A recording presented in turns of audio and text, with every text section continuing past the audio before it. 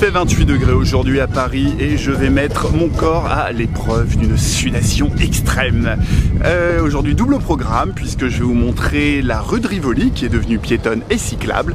Et je vais également vous parler avec énormément de dévotion du livre que je suis en train de lire qui s'appelle Call Me By Your Name de André Aciman et qui est absolument superbe. Je vous en parle plus dans quelques secondes. Attention, c'est parti.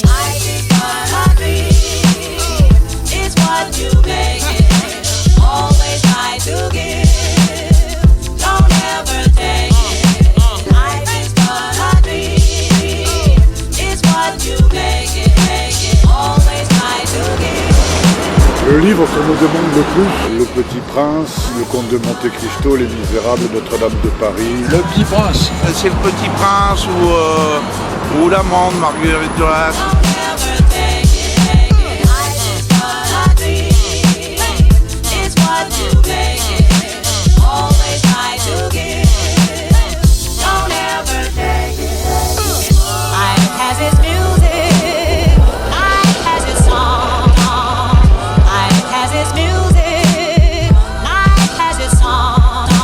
Je ne suis pas un grand fan du Petit Prince du tout. En revanche, je suis en train de lire ça, Call Me By Your Name de André Aciman, et c'est absolument super. C'est un récit proustien où le personnage principal revient sur un épisode de sa jeunesse lorsqu'il est tombé amoureux à l'âge de 17 ans d'un jeune universitaire de 24 ans qui vivait chez ses parents à ce moment-là pendant la période d'été dans une grande maison de vacances en Italie dans les années 80.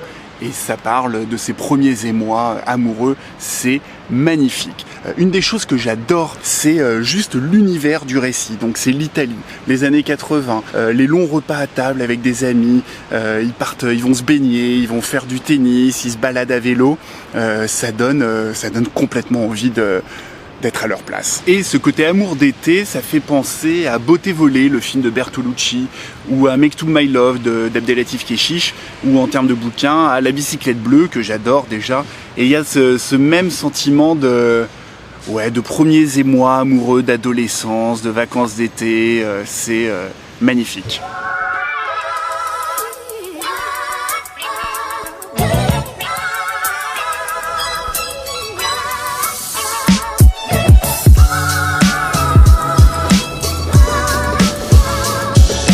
Alors ça, c'est assez incroyable. La place de la Bastille, qui était jusqu'à présent un rond-point extrêmement pénible à traverser, est devenue piétonne. On peut y faire du skate, se promener, faire des pique-niques, un peu comme sur la place de la République. Ça fait très bizarre. Et si je vous ai amené ici...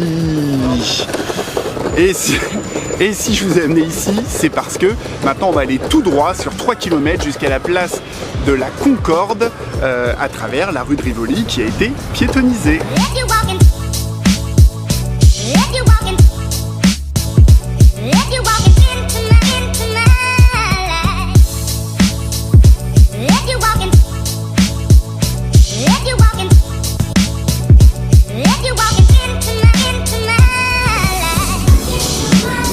Pour l'instant, il y en a qui sont pas trop habitués encore. Ouais. Mais ça va venir. Vous pensez? Là, on doit faire jusqu'au 23 juillet.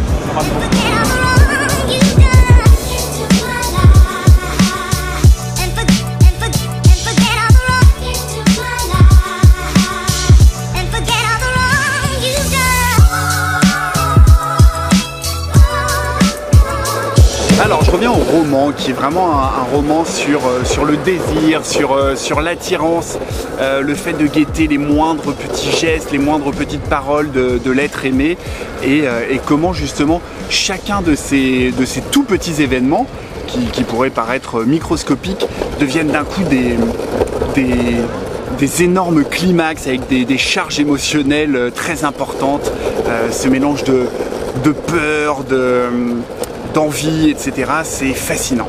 Et la langue est super belle, elle n'est pas lyrique dans le sens, il n'y a pas plein de fioritures, c'est juste qu'elle est super précise sur l'expression des sentiments. On se dirait un peu dans un Stefan Zweig, 24 heures de la vie d'une femme ou la confusion des sentiments. Ça décrit juste au plus proche ce que c'est que d'être dans la tête de ce personnage qui est transi d'amour. Et ça restitue super bien ce que c'est que d'être amoureux, le fait de penser à l'autre en permanence, d'avoir peur de ses réactions, de chérir chaque seconde passée en sa présence. C'est super bien décrit dans le roman.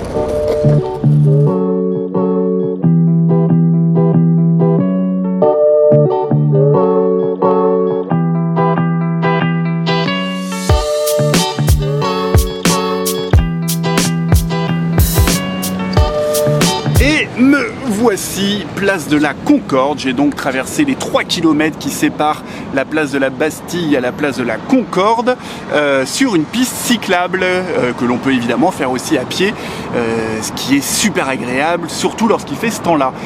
C'est intéressant parce qu'ils ont mis des agents de la mairie qui sont là pour faire la circulation, parce qu'évidemment les voitures ne peuvent pas aller sur la piste cyclable mais elles peuvent traverser perpendiculairement. Ça doit être un bazar sans nom pour eux, mais manifestement les gens ne s'en plaignent pas trop.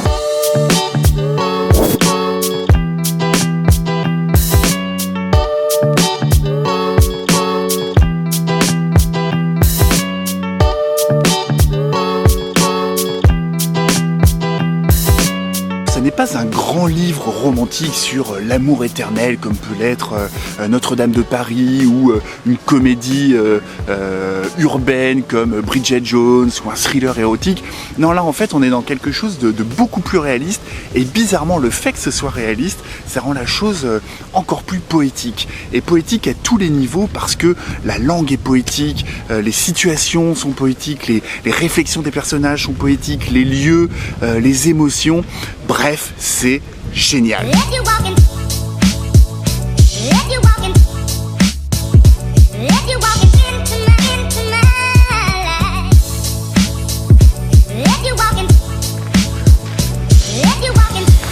Et alors c'est peut-être un livre un tout petit peu sophistiqué dans le sens où c'est pas 50 nuances de grès, mais j'ai vraiment l'impression que c'est accessible à tous, si tant est qu'on ait envie d'élever son âme, ce qui est pour moi la définition de l'art que j'ai emprunté à Joyce Carol Oates. L'art n'est pas là pour nous apprendre quelque chose, il est là pour nous permettre d'éprouver des émotions qu'on n'aurait jamais éprouvées sinon. C'est le cas par exemple avec la musique. Si vous aussi vous aimez poser votre front contre la fenêtre d'un train et regarder défiler le paysage en écoutant de la musique mélancolique, ce livre est fait pour vous. C'est quelque chose qui peut sembler peut-être désagréable, mais en fait ça ne l'est pas du tout. C'est jamais douloureux et au contraire on se sent bien après. Bref, lisez ce livre.